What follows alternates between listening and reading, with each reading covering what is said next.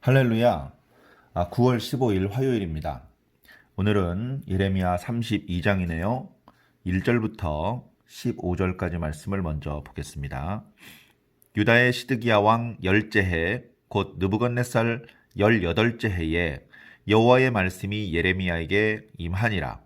그때에 바벨론 군대는 예루살렘을 에워싸고 선지자 예레미야는 유다의 왕의 궁중에 있는 시위대들에 갇혔으니 이는 그가 예언하기를 여호와의 말씀에 보라 내가 이 성을 바벨론 왕의 손에 넘기리니 그가 차지할 것이며 유다 왕 시드기야는 갈대아인의 손에서 벗어나지 못하고 반드시 바벨론 왕의 손에 넘겨진 바 되리니 입이 입을 대하여 말하고 눈이 서로 볼 것이며 그가 시드기야를 바벨론으로 끌어가리니 시드기야는 내가 돌볼 때까지 거기에 있으리라. 여호와께서 이와 같이 말씀하시니라. 너희가 갈대아인과 싸울지라도 승리하지 못하리라 하셨다 하였더니 유다 왕 시드기야가 이르되 네가 어찌하여 이같이 예언하였느냐 하고 그를 가두었음이더라.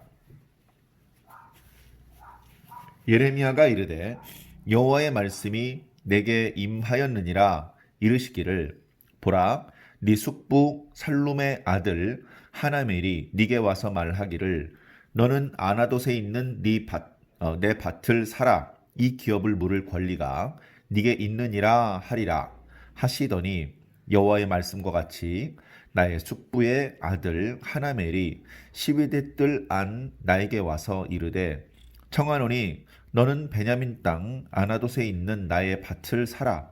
기업의 상속권이 네게 있고 물을 권리가 네게 있으니 너를 위하여 사라 하는지라. 내가 이것이 여호와의 말씀인 줄 알았으므로 내 숙부의 아들 하나멜의 아나돗에 있는 밭을 사는데 은 17세겔을 달아주되 증서를 써서 봉인하고 증인을 세우고 은을 저울에 달아주고 법과 규례대로 봉인하고 봉인하지 아니한 매매 증서를 내가 가지고 나의 숙부의 아들 하나멜과 매매 증서의 인친 증인 앞과 시위대 뜰에 앉아 있는 유다 모든 사람 앞에서 그 매매 증서를 마세아의 손자 네리아의 아들 바룩에게 붙이며 그들의 앞에서 바룩에게 명령하여 이르되 만군의 여호와 이스라엘의 하나님께서 이와 같이 말씀하시기를 너는 이 증서 곧 봉인하고 봉인하지 않은 매매 증서를 가지고 토기에 담아 오랫동안 보존하게 하라. 만군의 여호와 이스라엘의 하나님께서 이와 같이 말씀하시니라. 사람이 이 땅에서 집과 밭과 포도원을 다시 사게 되리라 하셨다 하니라. 아멘. 어저께 말씀드릴 때도 갑자기 가을이 왔다는 말씀을 드렸습니다. 기온도 낮에 더울 때도 30도를 넘어서 높아지지는 않고요. 밤늦게 또 새벽으로는 제법 쌀쌀합니다. 그래서 반팔을 입고 다니기 조금 쌀쌀한 그런 날씨가 되었습니다. 그렇게 이제 갑자기 날씨가 변하고 또 새벽에 쌀쌀할 때와 낮에 더울 때 일교차가 벌어지면서 이제 여러분들 건강 조심해 주시기를 말씀드렸는데 저부터 코감기가 걸린 것 같다는 말씀을 드렸습니다. 요즘 코로나19의 시대이기 때문에 가벼운 감기를 걸려도 다들 걱정하고 조심스럽기 때문에 제 코감기의 정체를 먼저 말씀드리면 열이 오르거나 기침을 하는 것은 아니고요. 알러지성 비염이 있어서 일교차가 심해지고 이러면 이제 콧물이 나올 때가 있습니다. 그래서 기침을 하는 그런 감기와 달리 가끔 재채기를 하고 그 다음에 이렇게 맑은 콧물이 나오는 전형적인 알러지성 비염 증세를 보이고 있는데요. 지금 많이 가라앉았는데 조금 증상이 남아 있습니다. 너무 걱정하지 않으셔도 될 것 같습니다. 자, 오늘 말씀으로 바로 들어가겠습니다. 어저께까지는 예레미야 31장 말씀이고요. 예레미야 31장 말씀이 마치 가시밭에 핀 백합화처럼, 예, 광야의 한복판에 만들어져 있는 조그마한 화단인 것처럼 이렇게 암울한 분위기의 말씀 중간에 하나님께서 당신의 백성을 돌아오게 할 것이다. 그들과 새 언약을 맺을 것인데, 이 언약은 예전에 맺었던 것과 달라서 예전처럼 돌비에 쓰지 않고 하나님의 백성들의 속에, 마음에 기록한다. 그래서 하나님을 알라고 서로 가르쳐 줄 필요가 없고 하나님의 말씀을 잘 지킬 수 있게 될 것이며, 그리고 이렇게 새 언약으로 하나님은 그들의 하나님이 되고 그들은 하나님의 백성이 되는 이 언약의 관계는 영원히 지속될 것이다. 이렇게 이제 말씀해 주셨습니다. 예. 이어지는 오늘 32장 말씀은요, 겉으로 드러난 환경은, 분위기는 여전히 안 좋습니다. 그러나 예레미야를 통해서 주시는 하나님의 말씀, 그리고 예레미야가 하는 행동에 우리가 소망을 품게 되는 그런 말씀입니다. 먼저 1절을 보면요, 시대의 배경이 나오거든요. 유다의 시드기야 왕이 통치를 시작한 지 10년째 되는 해다. 예. 시드기야 왕은 11년을 다스리고 그 재위 기간이 끝납니다. 그리고 시드기야의 재위 기간이 끝나면서 유다가 멸망합니다. 그러니까 유다가 멸망하기 이제 불과 1년 남짓, 조금 남아있는 그런 상황이죠. 예, 매우 안 좋은 상황입니다. 느부갓네살 왕, 바벨론의 왕이죠. 그가 다스리기 시작한 것이 한지 18년째 되는 해다. 그리고 2절을 보니까 바벨론 군대가 예루살렘을 에워싸고 있는 상황이다. 예. 유다가 멸망하기 3년 전부터 바벨론 군대가 예루살렘을 에워쌌습니다. 그러니까 유다 땅에서 예루살렘 성을 제외한 나머지 도성은, 조그마한 성읍들은 이미 바벨론의 수중에 떨어졌고 예루살렘 하나 남는데, 바벨론의 힘으로 있는 힘껏 밀어붙이면 예루살렘 함락하는 것은 어려운 일이 아니겠지만, 이제 유다를 지나서 애굽을 공격할 계획을 세우고 있기 때문에 유다 때문에 힘을 빼지 않으려고 포위만 하고 있는 상황이죠. 그러나 유다는 그야말로 죽을 맛이었을 것입니다. 예. 자, 이런 상황이었습니다. 그런데 유다를 위해서 예언을 하던, 유다에게 좋은 일이 있을 것이다, 바벨론은 이제 곧 멸망할 것이다, 뭐 이렇게 예언했던 거짓 선지자들의 예언들이 거짓인 것으로 판명이 났습니다. 예. 그렇게 거짓인 것이 드러났고, 지금 여전히 계속해서 맞는, 예언한 대로 그 예언의 말씀이 이루어지고 있는 참 선지자로 인정되고 있는 예레미야가 남았는데, 예레미야는 계속해서 불길한 예언을 합니다. 예레미야가 2절 뒷부분에 보니까 왕의 궁중에 있는 시위대들에 갇혔다. 갇혀 있는 겁니다. 그러니까 목에 칼을 차고 손발에 쇠고랑을 차고 그런 거는 아니죠. 그리고 좁은 어두운 이런 감옥에 갇혀 있는 것은 아니지만, 여기서 나오지 마 해가지고서 가둬놓은 겁니다. 그러니까 시위대 뜰이라는 곳에서 이제 갇혀가지고 밖으로 나갈 수가 없는 상황이죠. 그래도 손발이 결박된 것보다는 좀 자유스럽지만, 이제 예레미야는 일반인들을 만나서 하나님의 말씀을 전할 수도 없고 그냥 갇혀 있는 상황입니다. 근데 왜 이렇게 참 선지자가 갇혀 있느냐? 예루살렘에 대하여, 유다에 대하여 불길한 예언을 하기 때문에 그렇습니다. 예, 그 내용이 이제 3절에서 5절 말씀에 나와 있는데요. 예, 시드기야가 이제 예레미야를 가두라고 명령을 한 것이죠. 예언의 내용은 이렇습니다. 예루살렘은 바벨론 왕의 손에 떨어질 것이다. 유다 왕 시드기야는 바벨론 왕에게 포로로 잡힌다. 그 포위망을 빠져서 도망 나갈 수가 없다. 그래 잡혀와가지고 바벨론 왕 바로 눈앞에 서게 될 것이다. 그리고 결국은 바벨론 왕의 손에 이끌려서 바벨론으로 끌려갈 것이다. 하나님께서 돌보실 때까지 거기 있을 것이다. 그렇게 말하고 있습니다. 그러다 보니까 유다가 승리하지 못할 것이다. 이렇게 예언을 하니까 시드기야 왕이 섭섭하죠. 네가 어찌하여 이같이 예언하느냐? 아니 선지자님, 유다를 위해서 기도해 주시고 유다 백성들이 불안에 떨지 않도록 희망을 주셔야지. 이런 예언을 하시면 어떡합니까? 하면서 군대의 사기, 백성들의 소요 이런 것들을 예방하기 위해서 가둬놓을 수밖에 없는 그런 상황이죠. 예. 상황이 아주 안 좋습니다. 그리고 결과적으로는 예레미야의 예언대로 예루살렘은 바벨론의 수중에 떨어지고요. 시드기야는 탈출을 시도했지만 결국은 붙잡혀서 바벨론 왕 앞에 끌려가게 됩니다.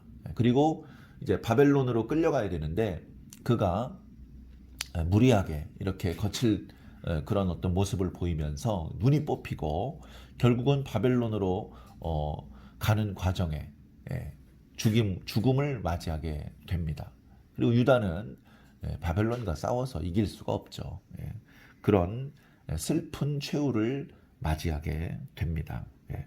자, 이런 상황 속에 있는데 6절에 보니까 그런 상황 속에 하나님의 말씀이 예레미야에게 임합니다. 그 말씀은 7절이죠. 네 숙부 살룸의 아들 하나멜이 너에게 올 것이다. 그가 이렇게 말할 것이다. 예레미야여, 너는 아나돗에 있는 내 밭을 사라. 이 기업을 물을 권리가 너에게 있느니라. 이제 이렇게 말을 할 것이라고 하나님께서 미리 알려주십니다. 그런 하나님의 말씀이 임하고서 불과 얼마 되지 않아서 실제로 하나멜이 옵니다. 8절에 보니까 여호와의 말씀과 똑같이 숙부의 아들 하나멜이 시위대 뜰에 있는 자신을 찾으러 옵니다. 그래서 이제 지키고 있는 병사들이 문을 열어주어서 안으로 들어갔는지 아니면 이렇게 쇠창살 그걸 가운데 두고 서로 마주보면서 이야기를 했는지 그것까지는 모르겠습니다만 어쨌든 예레미야가 궁중 시위대 뜰에 갇혀 있는 것을 알고 거기까지 이제 숙부의 아들이 찾아온 것이죠. 그러면서 하나님께서 미리 말씀하셨던 그대로 베냐민 땅 아나돗에 있는 나의 밭을 사주십시오. 이렇게 얘기를 합니다. 이것은 이제 율법 그리고 유대인의 전통적인 어떤 풍습에 대한 설명이 필요한데요. 내가 흉년을 만나서 내가 어떤 안 좋은 일이 있어서 재산을 다 잃어버렸습니다. 그래 이제 식구들을 먹여 살려야 되는데 양식을 구할 수가 없으니까 땅을 팝니다. 땅을 팔면 그 땅을 판 값으로 가족들을 먹여 살리고 희년이 되면 그 땅을 이제 다시 돌려받는데 근데 그 희년의 법이라는 것이 잘 지켜지지 않았습니다. 그래서 이제 그 땅을 이제 다시 자신의 이제 권리로 이제 되찾아야 되는데 스스로 힘으로 되찾을 수 없을 경우에는 가까운 친족이 그 땅을 대신 사주어야 됩니다. 가까운 친족이. 그래서 그 땅이 다른 지파의 소유로 넘어가지 않고 처음에 분배받았던 그 지파의 소유로 계속 남겨질 수 있도록 하는 것이 어찌 보면 이스라엘에 있는 독특한 그런 풍습이죠. 이것은 영적인 의미를 담고 있습니다. 네가 빚을 졌고 그 빚을 스스로 힘으로 감당할 수 없을 때 하나님께서 예수 그리스도의 보혈의 그 공로로 너를 대신해서 그 값을 치러줄 것이다. 주님께서 대신 값을 치러주시면 너는 더 이상 그 죄의 빛에 눌려있지 않고 자유로워질 수 있다. 이제 그런 것들을 이렇게 예표적으로 상징적으로 보여주는 그런 어떤 제도였습니다. 그런데 지금 땅을 산다고요? 지금 예레미야는 유다가 멸망할 것을 예언했습니다. 유다가 멸망하고 예루살렘이 불타고 예루살렘에 살던 사람들이 전부 다 바벨론으로 끌려가고 그렇게 되면 지금 예루살렘의 베냐민 지역에 있는 땅을 돈을 주고 산다는 게 무슨 의미가 있습니까? 돈을 주고 내 소유로 등기를 해놨어요. 근데 1년 후면 나라가 망합니다. 그럼 그 땅은 전부 다 바벨론 사람들의 땅이 됩니다.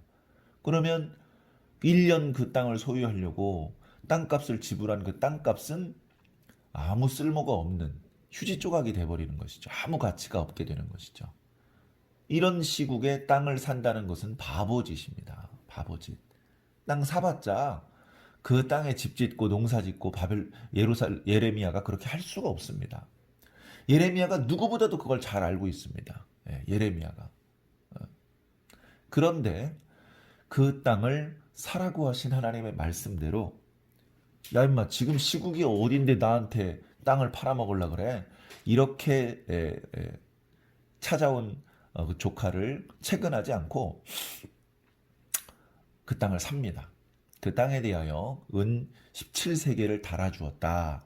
이렇게 기록을 하고 있고요. 그냥 얼렁뚱땅 하는 것이 아니고 그 주변에 있던 유대인들을 증인으로 이렇게 삼았고 정식으로 이제 매매 증서를 작성을 합니다.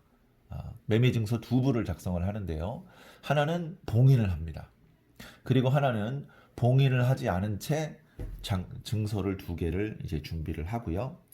이제 바룩이라는 사람이 13절에 나오는데요. 그 12절에 이 바룩이라는 사람이 이제 예레미야를 많이 도와줍니다. 예레미야의 서기관이다. 이렇게 표현되는 구절도 있는데요. 이 바룩이 옆에 있어서 불러가지고 이 증서를 맡깁니다.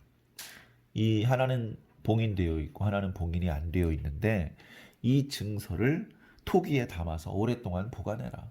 중요한 문서는요, 이렇게 토기에 담아서 입구를 이렇게 흙으로 이렇게 봉해버립니다. 봉해버리고 이제 유다 주변에 이제 동굴들이 많거든요. 석회질 토양에. 그런 데다가 이제 깊숙이 보관을 해 놓아라. 그렇게 조그마한 토굴에다가 보관을 해 놓고요. 입구를 다시 흙으로 막을 때도 있어요. 입구를. 그래서 우리가 잘 아는 사해사본이 그런 식으로 보관되어 있었습니다. 제사장들이, 서기관들이 읽던 율법의 두루마리들이 어느 정도 시간이 지나면 그렇게 토기에 담아서 굴 속에 집어넣고 입구를 흙으로 막아버립니다. 그리고 서기관들이 새롭게 필사한 새로운 율법의 두루마리를 회당에 펼쳐놓고 거기서 또 그 율법을 이제 읽는 그런 문화가 있죠. 그게 이제 흙으로 이렇게 덮여져 있기 때문에 겉으로 보이지 않고 그 지역에 무슨 뭐 사람이 거주하거나 농사를 짓거나 가축을 돌보기에 좋은 그런 곳이 아니기 때문에 그냥 방치된 채로 수천 년을 보내온 것이죠. 그러다가 우연히 어떤 목동들이 장난치다가 돌멩이를 던졌는데 거기서 항아리 깨지는 소리가 나면서 이게 무슨 소리지? 해가지고 가봤더니 그 항아리 속에 1000년도 넘게 보관되어 있던 사해사본이 발견된 것이죠. 그런 식으로 이제 중요한 문서를 보관하던 풍습이 있기 때문에 예레미야가 바룩에게 그렇게 이 증서를 잘 보관하라 이렇게 이야기를 합니다. 그렇게 예언을 했던 예레미야가 지금 땅을 사고 땅 문서를 잘 보관을 한다? 나라가 금방 망한다고 예언한 사람이 이 거짓말인가? 예전에 시한부 종말론을 이렇게 가르쳤던 그런 잘못된 이단들이 덜어 있었습니다. 내일 모레면 하나님의 재앙이 지구에 쏟아지고 우리만 구원을 받는다. 그러니까 은행에서 빚을 잔뜩 빌립니다. 안 갚아도 되니까. 그런 어떤 신앙의 부도덕한 모습이 이제 나타나고 있는 것이죠. 이제 예레미야가 그런 부도덕한 사람인가? 이제 그런 잘못된 인상을 줄 수도 있는 그런 모습인데요. 그런데 맨 마지막 구절에는 이렇게 표현하고 있습니다. 예레미야가 이렇게 행동한 것은 바로 하나님의 말씀에 근거하고 있는데요. 하나님이 뭐라고 말씀하셨습니까? 사람이 이 땅에서 집과 밭과 포도원을 다시 사게 될 것이다. 다시 이 땅에 유다인들이 살게 될 것이고 다시 이 땅에 살고 있는 유다인들끼리 밭과 집, 무슨 포도원 이런 것들을 매매하게 될 것이다. 지금은 바벨론 왕에게 패해서 그 땅에 빼앗기고 그 백성들이 포로로 끌려가게 되겠지만 하나님의 때가 되면 다시 돌아온다. 앞서 예레미야를 통해서 주신 예언의 말씀에 의하면 70년 만에 돌아온다고 말씀을 하셨죠. 그렇게 돌아오게 되면 다시 유다인들이 여기서 매매하며 살게 될 것이다. 지금 예레미야가 숙부의 아들의 땅을 산 것, 그래서 그 증서를 잘 보관하고 있는 것은 결코 무가치한 일, 쓸데없는 일이 아니다. 하나님께서 유다를 영원히 버리신 것이 아니다. 다시 돌아올게 될 것이다 라는 것을 상징적으로 보여주는 것이죠. 예. 이번에 바벨론의 패해서 영원히 멸망할 거라면 이런 행동을 하지 않았을 겁니다. 그러나 다시 확실하게 다시 돌아온다. 이것을 보여주시기 위해서 예레미야로 하여금 땅을 사게 그렇게 말씀하셨던 것이죠.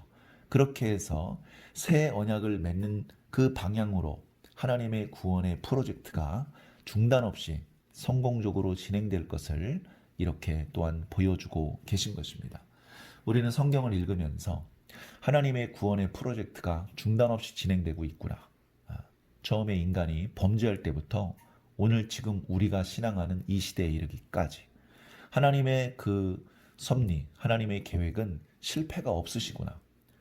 우리는 잊어먹고 있지만 하나님께서는 잊지 않으시고 그 약속을 이루어 가고 계시는구나. 그런 것들을 느끼게 됩니다. 오늘 말씀을 통해서 새 언약을 향한 하나님의 강력한 의지를 다시 한번 맛보게 됩니다. 예.